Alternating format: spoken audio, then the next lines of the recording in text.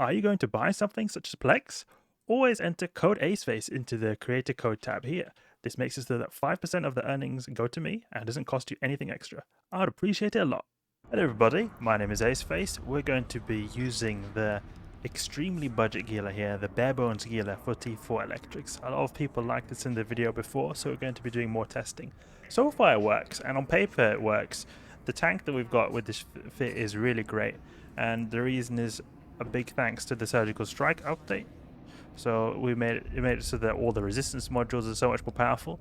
And then we're also heavily sacrificing certain aspects of our ship. So for example, we're only using 2 damage modules and having a capacitor flux coil here to allow us to power our ship tank modules a lot more. And we're going to be using electrical filaments as well, because these allow us to get even more power than we otherwise would be. You can see here's some loot from previous run we did. Let's go. Unfortunately, the electricals are one of the more expensive filaments you can find for T4s. In fact, the most expensive T4 filament. And that's just the way it is, because they're quite a bit easier to run than the other filaments. So we're going to be doing more testing here. People don't like it that I'm doing these sites in Multiple Island, and yes, it's true. I shouldn't be doing them in Multiple Island, but you know why? Because this fit is so cheap. Bare bones, it doesn't really matter if we die. Only 300 million ISK. So it's a pretty risk-free, so to say. We're using infiltrators here, the Tech 2s. This is the main DPS source. We're also using Vespas. These can be useful in those sleeper waves. Their resistance types don't matter so much. They've got basically no resistances from the default, so we're not going to gain much from using these infiltrators. Vespas do more DPS. Okay, let's pass through this gate here and walk to our safe spot. I've got many different safe spots around the systems near Jita. Over the years I accumulate more and more. You used to be able to have a lot fewer bookmarks than you would now. I believe it was 500 was the maximum, but now you can use more than 500. Otherwise I always had to be deleting and resaving new bookmarks all the time, because they eventually clogged up my entire bookmarks capacity. Now it's nice. So many systems I've got bookmarks all over the place. It's very useful. You know, I come to Multiple Island, I've already got a safe spot. Yeah, I don't need to make a new one. Always good to have some safe spots in systems you are occasionally, and you never know what might happen. Hillbilly 6000 is this guy. Safety. He's in the path of safety. And don't get fooled here. If it says safety, that it means you have no safety, because these guys will wreck you if they find you doing abyss sites. They do a lot of ganking. You can check here.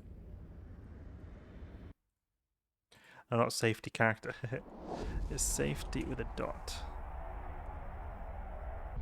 Here, this one. They like to destroy ships, as you can see here by how much ISK they've destroyed. You can go in at kills and you'll see they've destroyed lots of stuff. See here. A lot of Gilas. A lot of Gilas are being killed here. This one costs just a bit more than ours. Got to watch out for these people.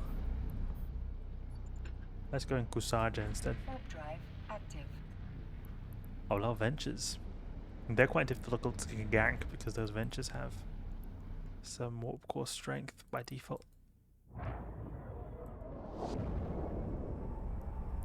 I should do more mining. It's a long time since I've done mining, and I've heard from a lot of you guys that it can be very profitable to do mining in Pochven. It's something that I've never really done properly before, so I want to try that out soon. Okay, we do not want to do frigates. I have been doing quite a bit of frigate running recently, so that's how it was stated as the default. We've got 2 boosters here, which we can use in the event that our tank is not enough, but shouldn't be any issues. Let's go here. We've got that extraction node quite close, but it is actually quite far away. It's just, it looks like it's close. These rogue drone waves are super easy, so they're not really a challenge at all. Maybe we can even do a record timed T4. Sometimes you can do these if you've got good spawns under 10 minutes. Then you also have to have pretty good skills too. Open this up. 9 million. Okay, that's good. So the filament has been earned back. It's a positive sign. Sometimes you just go there and get 3 million from those extraction notes. Launch some shots to strike Lance Tesla over there.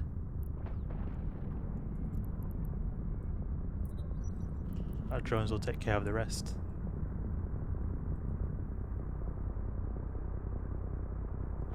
There we go, recall them. So we will wait for the drones to return outside of this gate, and now we can go through it. Cool stars you see in the abyss here. They have a more oblong shape compared to the typical stars you'd see in known space, which are more circular. Okay, so this is a big trigger lava in a way. Well, not so big actually. The two Vedmax are the main problems here. And then we've got a lot of webifiers, but that's okay because this Gila relies on tanking rather than being super agile. In the Charybdis wave we do rely on agility, but you don't need so much agility to get out of Charybdis wave alive.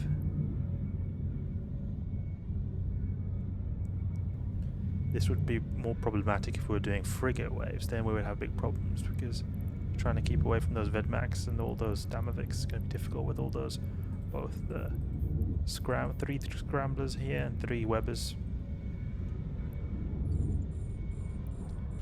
Good. Now for this Vedmac over here.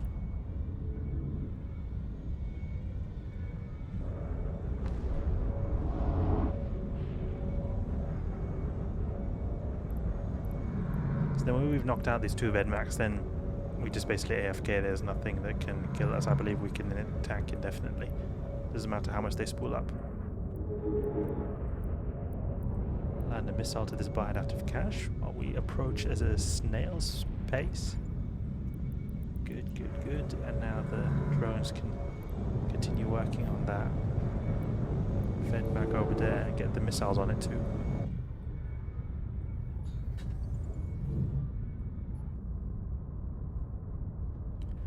Open this up. 5 million, not as good as the previous one, but it is something.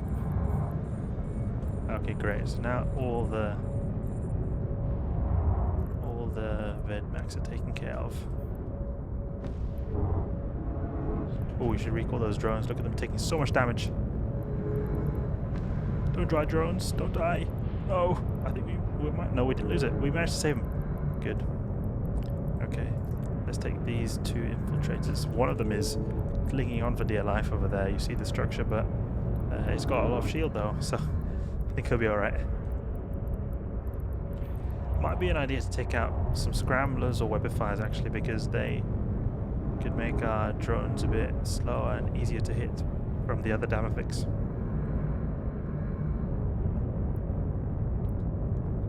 There we go. I'll go here. Now we're taking a bit of capacitor problems here. Filament cloud always causes capacitor problems with shield boosters. Makes it use twice the amount of capacitor.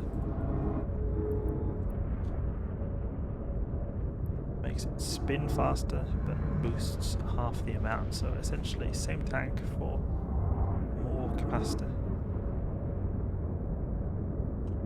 Great. Okay, we're soon taking care of all these guys. This wave was a little bit slower than the previous one, but it's still not too slow. That drone over there doesn't seem like he's having a good time. Let's recall the drones because they're taking quite a bit of damage now. They're quite tanky, these little Damavics. They're quite tanky. They've got tiny remote reps on each other. They're quite fast. There we go. And sometimes they get in a good angle where you can't really get some good hits on them and you're just sitting there. Oh, nice. We got some credits over there. Oh, I think I might have... What is that for? Ah, silly me. I sold the loot in the beginning of the video. I was selling loot. I sold it to, like, at a certain time. I didn't sell it immediately, so now I've been taxed along that.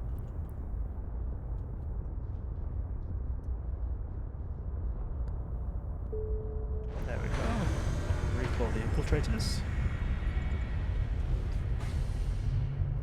Next one.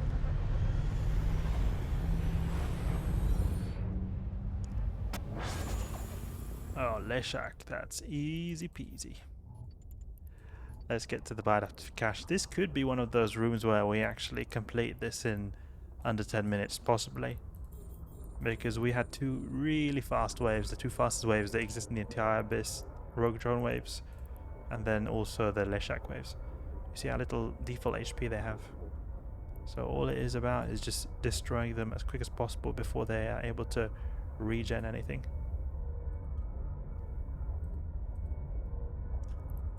See, we've already taken out one of them. Great, and now we go here. Keep attacking the Leshaks here. Great. And then soon this one is destroyed.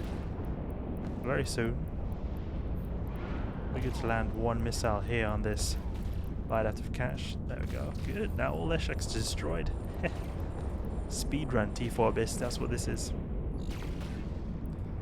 So what we were talking about in the beginning, yeah, it can happen sometimes. Look at that.